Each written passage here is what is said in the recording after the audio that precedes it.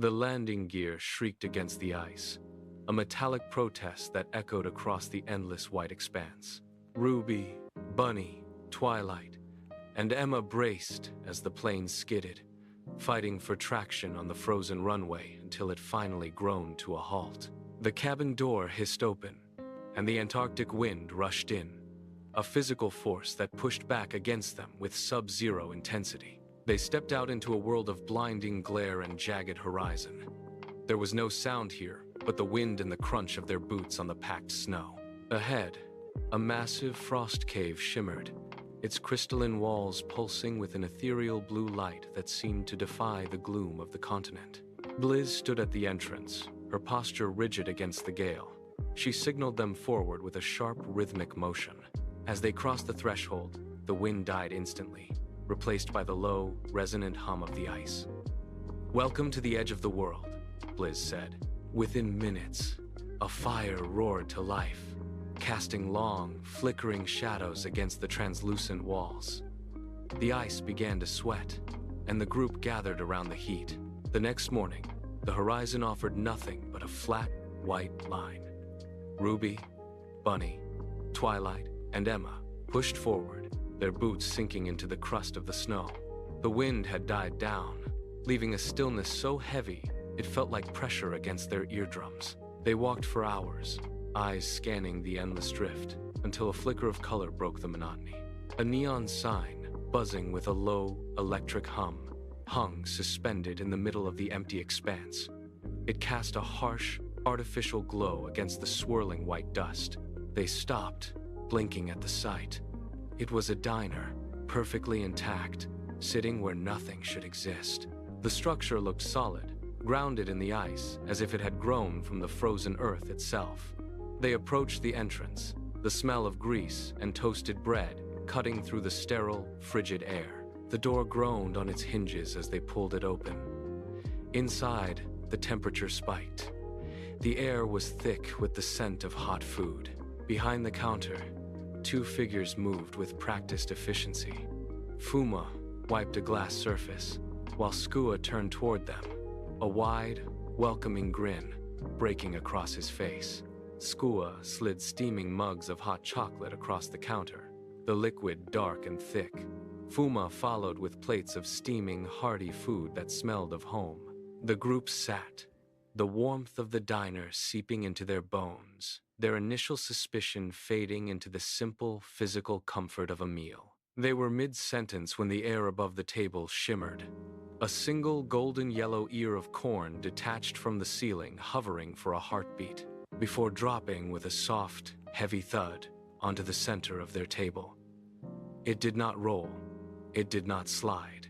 It sat there, perfectly still, a bright, impossible object. Ruby stared at it, then at the others. The absurdity of the moment hit them all at once. A sharp, incredulous laugh broke from Twilight, followed by a roar of genuine amusement from the entire table. The tension of the journey dissolved into the surreal humor of the find. They finished their meal, the atmosphere light and buzzing with energy. Pushing back from the counter, they stepped back out into the biting air, but the dread was gone. They grabbed handfuls of loose, powdery snow, packing it into tight spheres. The first snowball flew, striking Emma on the shoulder, and within seconds the clearing erupted. The following morning, the pull of the unknown became impossible to ignore. Ruby and Bunny packed their gear and turned away from the warmth of the frost cave, heading deeper into the uncharted white. The wind here carried a sharper edge, whistling through the gaps in the ice formations. They walked for hours, their breath blooming in the air, until the horizon shifted. A jagged silhouette rose from the snow, growing taller with every step they took. It was a castle of solid ice, its spires piercing the low-hanging clouds like frozen needles. The structure caught the pale sunlight, refracting it into blinding prisms of blue and violet. They reached the base, where the walls were thick, smooth, and cold to the touch. A massive archway stood open, inviting them into the heart of the fortress. Inside, the temperature did not drop as expected. Instead, the air felt still and contained. They moved through a series of crystalline chambers until they reached the central hall. There, Jessica stood, busy with the maintenance of her frozen home. She looked up, her expression shifting from surprise to a welcoming smile. Later that day, Ruby and Bunny stepped back out into the swirling white, intent on finding their host. The wind had picked up, driving needles of ice against their faces. They rounded a massive, translucent buttress of the castle and stopped dead. A few yards away, Jessica stood over a metal grate. Smoke curled upward, thick and gray, vanishing instantly into the gale. The smell of searing meat cut through the frigid air, a scent so out of place it felt like a hallucination. Snowflakes hissed as they hit the hot metal. Jessica turned the food with a pair of long tongs, her movements rhythmic and entirely unbothered by the storm. The physics of the scene made no sense. Ruby blinked, shaking her head to clear the absurdity of the sight. They approached, the warmth of the grill drawing them in like a magnet. They spoke, their voices barely carrying over the wind, pointing back toward the direction of their own frost cave. Jessica paused, looking from the grill to the horizon. She nodded once, a sharp, decisive movement. She doused the coals, packed her tools, and followed them into the white, leaving the impossible fire behind. 2 days of wandering had left the group restless, their curiosity demanding a deeper push into the unknown. On the third morning, they left the safety of the frost cave and trekked toward the jagged peaks of the northern range. The landscape here was brutal, a flat expanse of white that seemed to stretch into infinity. Then, the terrain changed. A series of mounds appeared, their edges too straight, their shadows too sharp for natural ice. They approached, brushing away layers of packed snow. It was a military base, half buried and silent, hidden in plain sight. As they cleared the entrance, a heavy door groaned open. Kat stood in the doorway. She did not offer a greeting, but her eyes scanned the group with a precision that demanded immediate attention. The air around her felt different. She stepped aside, gesturing for them to enter the command center. Inside, the hum of machinery replaced the howling wind. Kat moved to a central console. Kat pointed toward the training floor, and without a word, the group moved to follow, the atmosphere shifting to the sharp reality of survival training. Kat did not wait for them to prepare. She signaled the start, and the training floor transformed into a gauntlet of resistance. The group lunged across the slick, metallic surface, their boots sliding, their core muscles screaming as they fought for balance.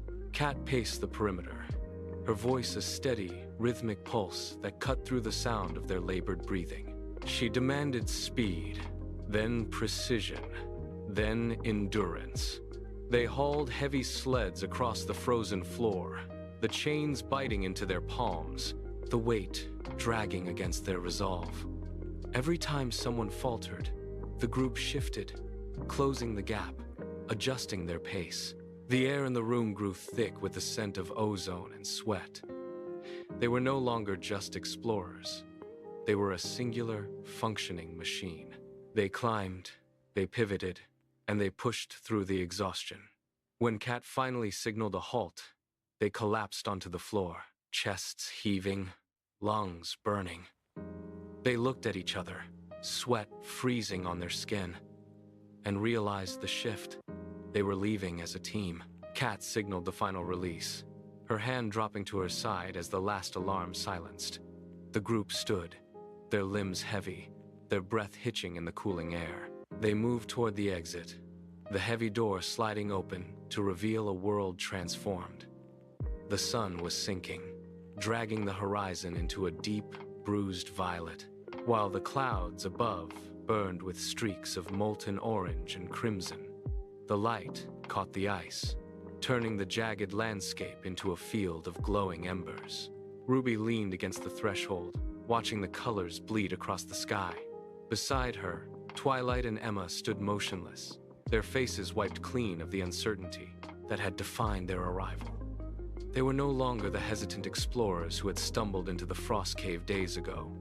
Every muscle ache, every burn in their lungs, and every successful maneuver on the training floor had stripped away the veneer of their former lives. They had been forged by the cold and the discipline of the base. Bunny stepped out into the biting wind, not flinching, but meeting the gale with a steady, grounded stance. The transformation was complete. They turned away from the military structure and began the long trek back, moving with a synchronized, rhythmic pace that defied the harsh terrain. The frost cave greeted them with a familiar, low hum of wind against its crystalline walls. Inside, the air was still, holding the faint scent of wood smoke and dry ice. They moved with a shared, quiet efficiency, gathering fuel to feed the fire. As the flames caught, they cast long, dancing shadows that stretched across the blue-tinted ceiling. In the corner, an old television screen flickered to life, its static glow casting a pale, rhythmic light over the group. It was an impossible sight, a window into a distant world, buzzing with noise in the heart of the absolute silence of the poles. They sat together, the heat of the fire soaking into their tired limbs, thawing the frost from their skin. Plates of food appeared, passed from hand to hand in a rhythm born of their recent trials. There was no need for grand speeches. The exhaustion was a shared language. They watched the screen, its images blurring into a surreal backdrop for their feast. The fire crackled, popping as the wood gave way to ash, while the light from the television pulsed in time with their slow, steady breathing. They looked at each other, the flickering light catching the steady resolve in their eyes. The cold outside was vast and indifferent, but here, in the glow of the hearth, they had built something that defied the ice. The bonds they had forged over these days were now the only warmth that mattered. They leaned back, the weight of the journey settling into a deep, quiet contentment. The extraordinary had become their new reality, and as the fire burned low, they knew the silence of the Antarctic would never feel empty again.